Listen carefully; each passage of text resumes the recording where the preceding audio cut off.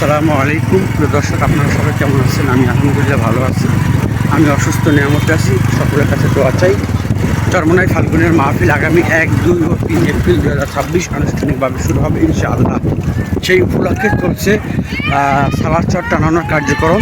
ইতিমধ্যে কিন্তু আমাদের ময়দানে কিন্তু কাফেলা নিয়ে হাজার হাজার মুজাহিদ এসেছেন এই মাহফিল শোনার জন্য। এখন শুধু আপনারা আসবেন, আপনাদের অপেক্ষায় আমরা আছি। আর মহান রব্বুল আলামিনের দরবারে বেশি বেশি দোয়া করবেন।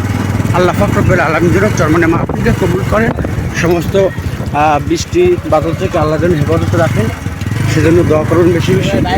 আর ছাত্র ভাইদের জন্য বেশি বেশি দোয়া করবেন, মুজাহিদ কমিটির জন্য বেশি বেশি দোয়া করবেন, চরমনাই তাদের জন্য বেশি বেশি দোয়া করবেন।